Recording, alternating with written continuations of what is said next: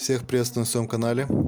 Сегодня свой обзор я хотел бы посвятить модели из своей коллекции в масштабе 1:43, а именно автомобилю в кузове универсал Москвич-426.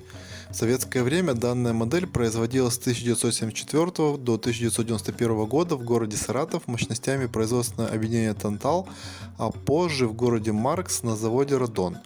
После 1991 года модель выпускалась силами заводов Агат, Инкотекс и Массар. Модель была копией реального советского грузопассажирского универсала Москвич-426, который производился на автомобильном заводе имени Ленинского комсомола АЗЛК с 1967 по 1976 год. Базой для него послужил седан Москвич-408. Отличия от модели Москвич-427 заключались в менее мощном двигателе на 1,4 литра и мощностью 50 лошадиных сил. Все остальное было идентично. Саратовская масштабная модель Москвич-426 была металлическая и открывался у нее только капот. Автомобиль был с хромированными бамперами, колесами, двигателем и решеткой радиатора. Отличием от модели Москвич-427 было прежде всего днище с другим названием и каталожным номером, а также другая форма двигателя. За весь период производства, особенно в ранние годы, модель подвергалась доработкам и изменениям, которые породили разнообразие мелких отличий в деталях. Изменениям подвергались капот, решетка радиатора, днище, фары, части салона. В процессе сборки модель могла комплектоваться деталями, которые свойственны разным периодам производства, и зачастую ранние модели могли появляться в более поздние периоды, когда их выпуск теоретически уже был прекращен. Также нередки случаи ошибочной установки деталей в процессе их сборки или даже производства. Модели Москвич-426 был присвоен каталожный номер А3. Самые ранние модели 1974-75 года выпуска имели на днище вместо номера А3 надпись ART SSO 51C 3 рубля 50 копеек. Колеса у них были точеные со сквозной осью, а над задним стеклом были петли. На задней двери, кроме названия «Москвич», был еще номер 426. Были редкие варианты с Т-образной ручкой на задней двери. Капот модели был на цельной пластине. С такими признаками модели Москвич-426 самые редкие и ценные у коллекционеров. Вплоть до 1977 года возможно одновременное существование металлических днищ у моделей как черного, так и стандартного серебристого цвета. Подвеска у раннего днища идет на пластине.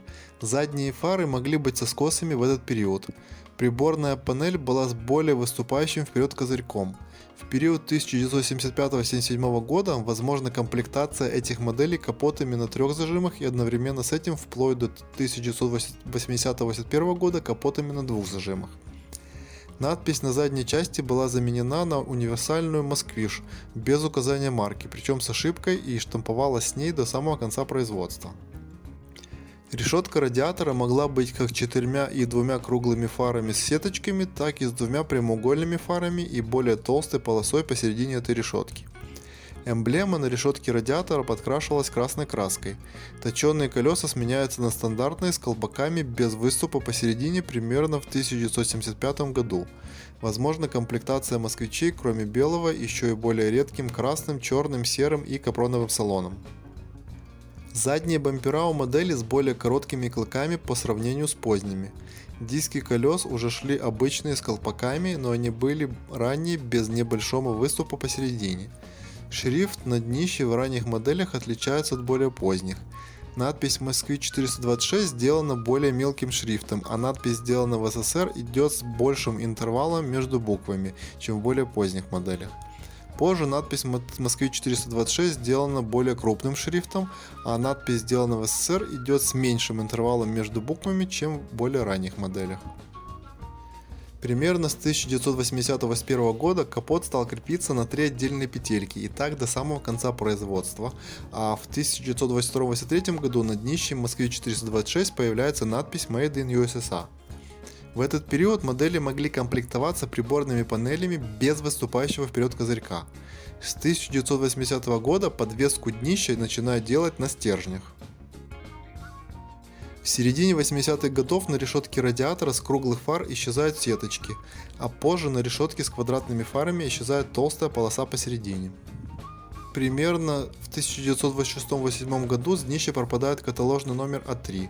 Эмблема на передней решетке не подкрашивается красной краской и меняется форма клыков на бамперах, они становятся длиннее. Также возможна комплектация приборными панелями с немного выступающими козырьками. На колпаках колес посередине появляется выступ. Москвич-426, кроме стандартного исполнения, производился с разнообразными надписями и изображениями на нем, что придавало модели большую ценность для коллекционеров. Прежде всего ценились олимпийские модели и малотиражные москвичи с памятными надписями. В период с 1991 по 2012 год модель может производиться как с пластиковым, так и с металлическим днищем. Хромирование может отсутствовать или заменено на серебряную краску. Основной цвет пластиковых салонов поздних моделей это черный. В этот период встречаются разные яркие расцветки Москвич-426 и варианты исполнения спецавтомобилей. Модели этого периода не являются особо ценными и стоят сравнительно недорого. Также попадаются модели с надписями на днище, которые нанесены вверх ногами. Модели в моей коллекции, судя по перечисленным мной признакам, относятся к раннему и позднему периоду. Белая примерно 1976-77 года выпуска, так как днище серебристое, капот на 3 зажима и есть скосы на фарах.